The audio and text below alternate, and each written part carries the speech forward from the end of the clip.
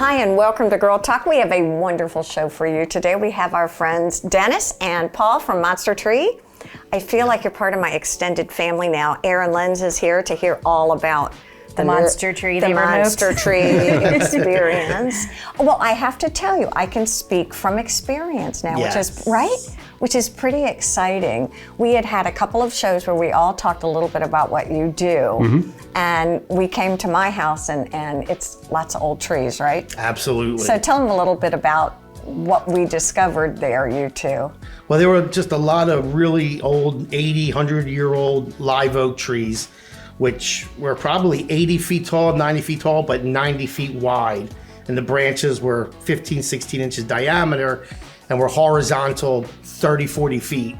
And as strong as these trees are, at some point, it's like holding a 10-pound bag of sugar out. I've used that before, but at some point it just gets to be too heavy for the branch to handle, and you gotta make it 5 pounds and bring it in closer.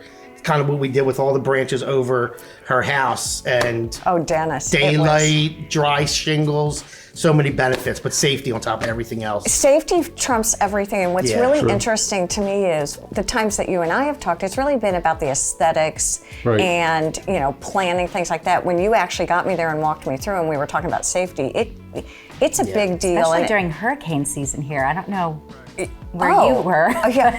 Well, we just have been plain old-fashioned lucky, to be honest with you. What happens is that when you're on the ground looking up, and even in the tree industry, it's surprising, but you'll look up and see a branch, it looks like it's 5 feet in length and maybe this big around, but once it's brought down from 60 feet in the air, it ends up being this big, 18 feet long, and it's just amazing. You lose perspective. Yes. When that thing comes crashing down on the roof, then you realize real fast how big and heavy it was, and you can't even physically move it as a homeowner. So, were you surprised getting into the industry? This is sort of your second iteration. It is. Were you surprised about the technical acumen that you really need? Oh yeah, definitely. Not only that, but the I call it math skills.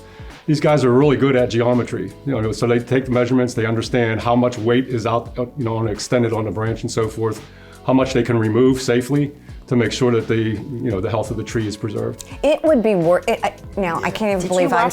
Yes, were you all the way up on equipment? Well, but to your point about the geometry, they would go up, and what looked to me looking up to be this big was this big and this long, and they would negotiate and navigate, and then they'd be like, everybody. I mean, the communication between everybody is great. Stop, reassess, make a decision what to do, execute, and it is not a simple done. I hope you can come out to one of our bigger jobs, because it is so technical in the industry. And maybe it's the insurance companies that have made it this way, but every rope has a rating, every pulley, every piece of machinery.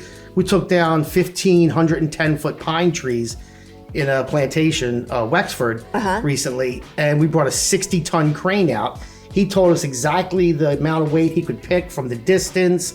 We had to mathematically figure it based on the diameter of the trees. Like, everything's down to a science. Yeah, because everyone's responsible if something goes wrong, and everyone's got to be certified in their field. And you're actually an arborist. What does that mean?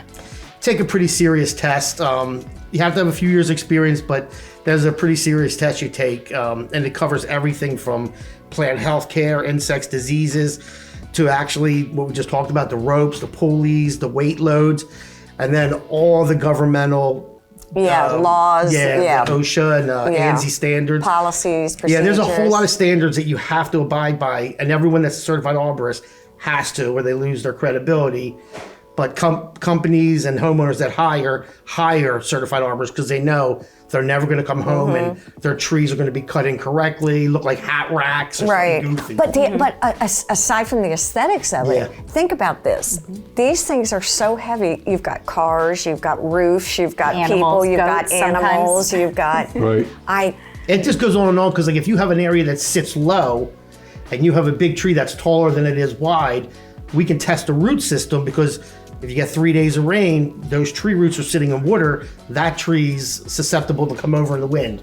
Now, has she been doing this yearly and actually maintaining her trees? Well, that's what we talked about afterwards. Would that have been an easier sort of... Every 4 or 5 years for mature trees, we like to say, unless the property's large. then you break it down into a little section every year. How many years had it been well, for you? I know, A little I know. while.